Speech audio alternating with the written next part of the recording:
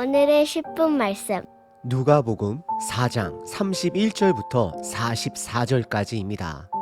바로 전 본문에서 예수님은 고향인 나사렛을 방문해서 이사야 61장 말씀을 통해 복음을, 회복될 하나님 나라를 전하셨습니다. 그러나 그곳에서의 반응은 배척이었습니다.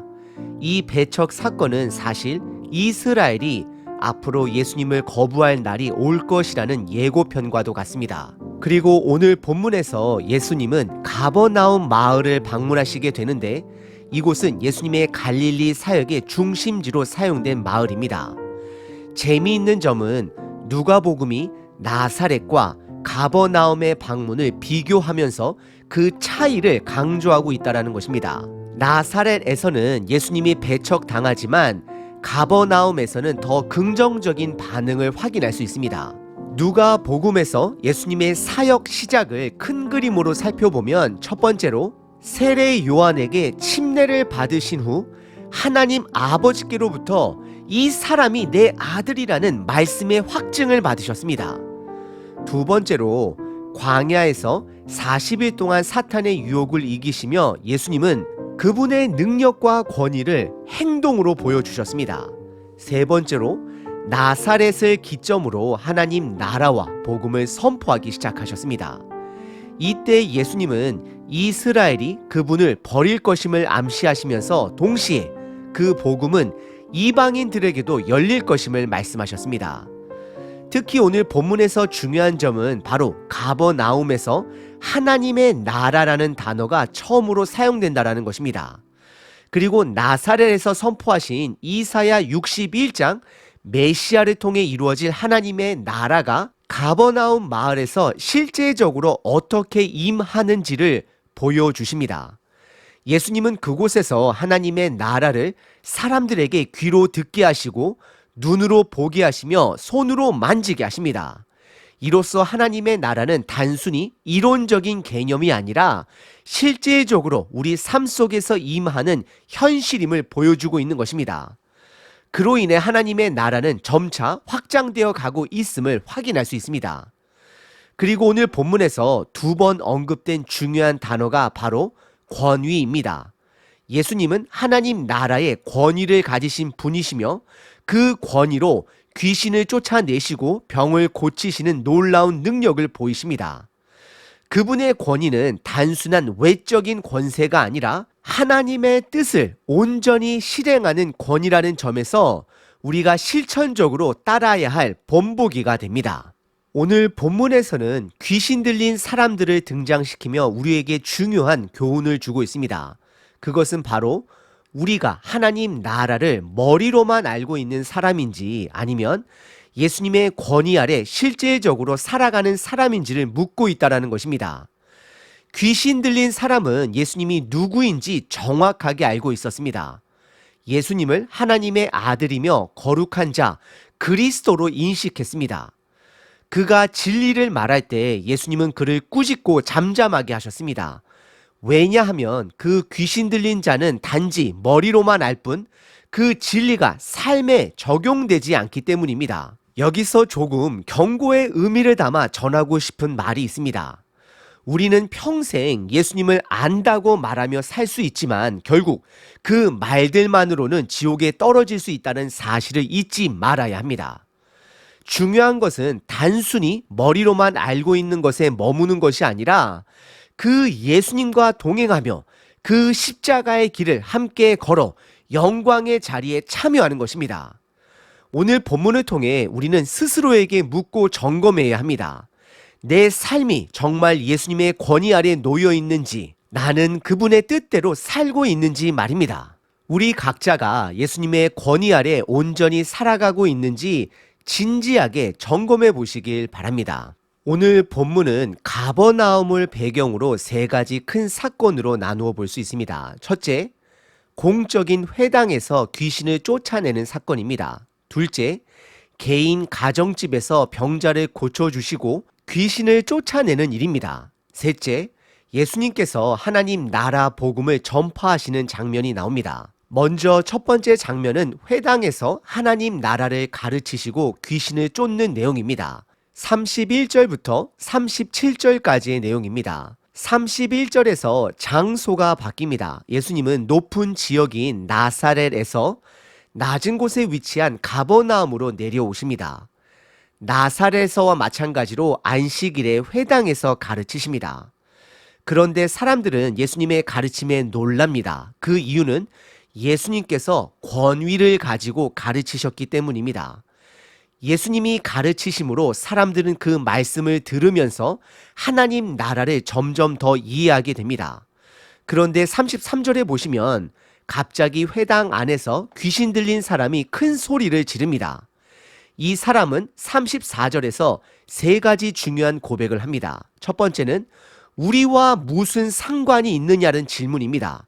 사실 이것은 우리를 떠나라 라는 말입니다. 이 귀신은 예수님을 향해 함께 있을 수 없음을 말하고 있는 것입니다. 두 번째 고백은 우리를 멸하러 왔느냐입니다. 맞습니다.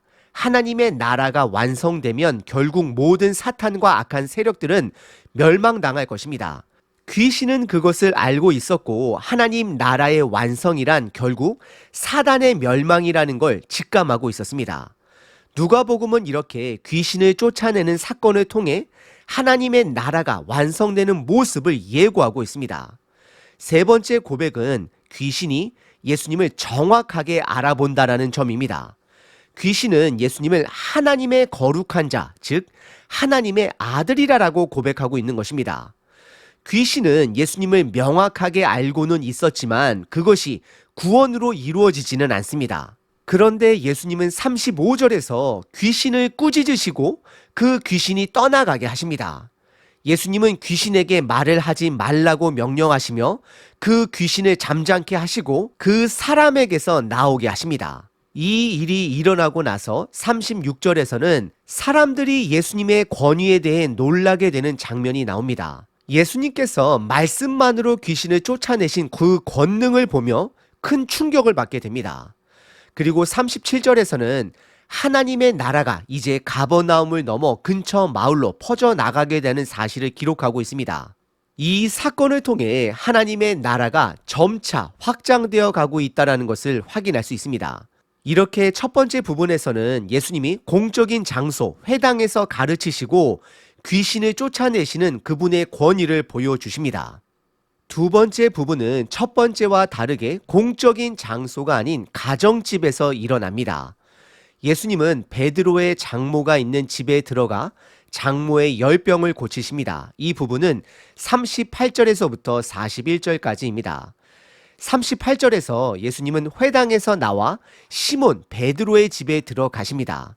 그런데 누가복음은 의도적으로 예수님이 제자들을 부르시는 사건을 아직 언급하지 않습니다.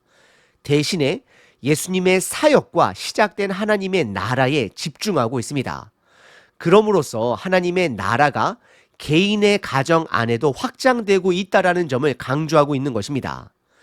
시몬 베드로의 장모는 심한 열병에 걸려 있었습니다. 사람들은 예수님께 그녀를 고쳐달라고 요청합니다. 그러자 39절에서는 마가복음에서는 예수님께서 손을 붙잡아 일으키시는 장면이 나오지만 누가복음에서는 예수님이 질병을 꾸짖어 병이 나았다라는 표현을 씁니다. 이 표현은 하나님의 나라의 도래를 강조하고 있는 것입니다. 하나님의 나라가 어떻게 이 땅에 임하는지에 집중하고 있는 것입니다. 하나님은 공적인 장소인 회당에서도 개인의 가정에서도 동일하게 하나님의 권세를 행하고 계십니다.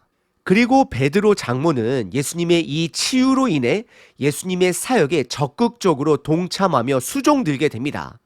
사실상 누가복음에서 처음으로 등장하는 제자, 여성 제자다라고 말할 수 있습니다.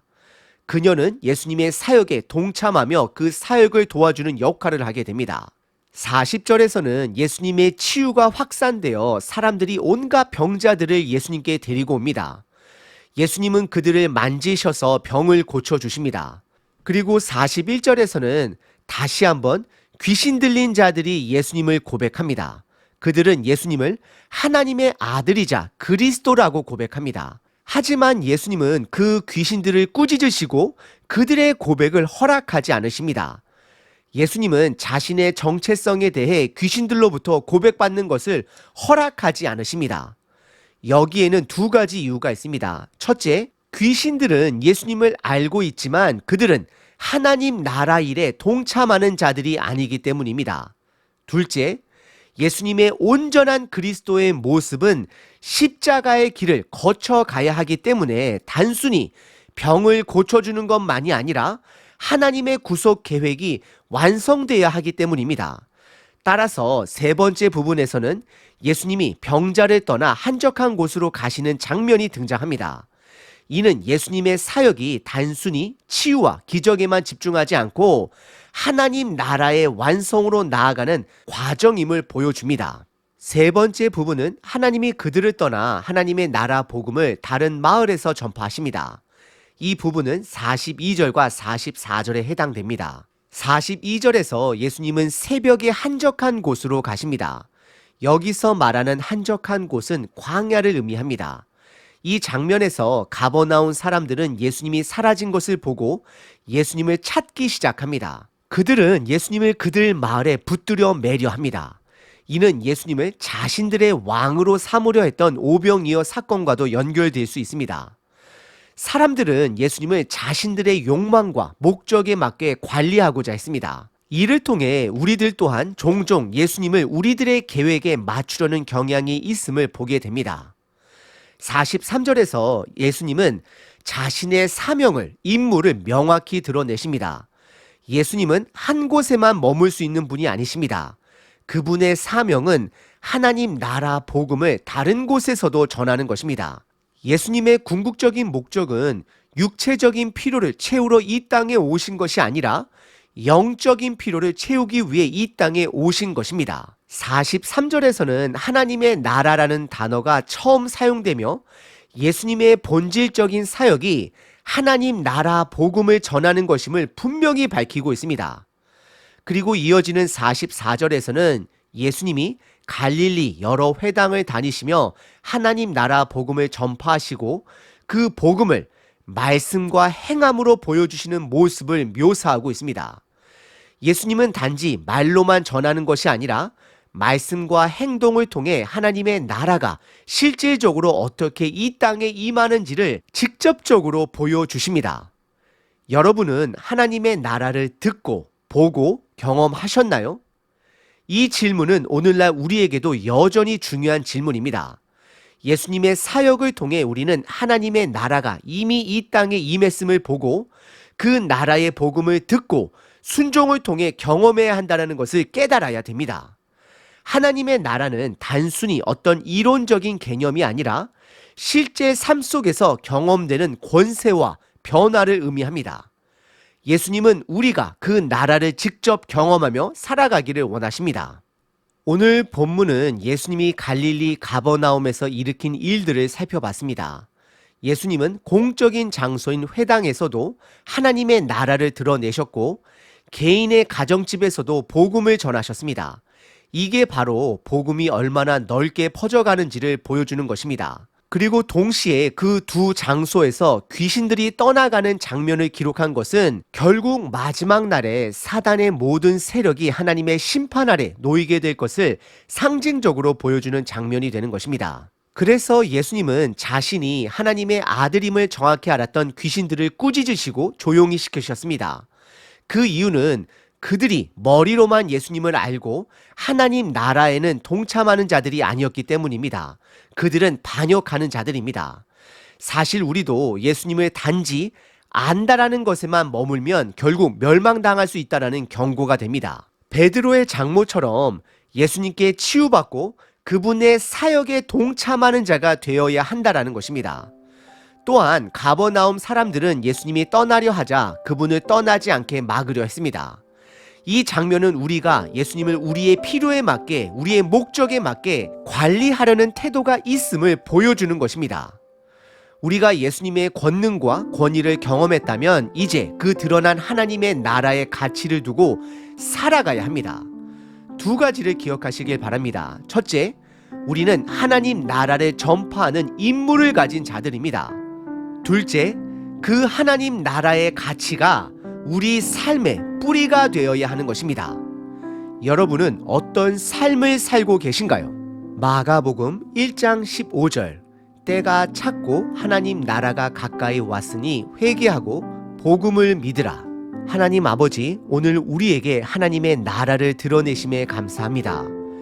예수님이 단순히 머리로만 아는 존재가 아니라 내가 경험하고 동참해야 하는 하나님의 아들이심을 깨닫게 하소서.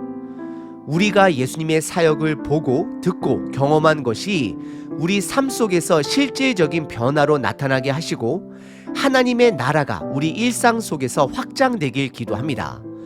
그저 아는 것에서 그치지 않고 예수님의 뜻대로 말씀에 순종하며 살아가며 그분의 나라를 전파하는 자로서 내 삶이 하나님의 나라를 드러내는 증인으로 예배자로 거듭나게 하소서. 예수님의 이름으로 기도드립니다. 아멘. 항상 기뻐하라. 쉬지 말고 기도하라. 범사에 감사하라.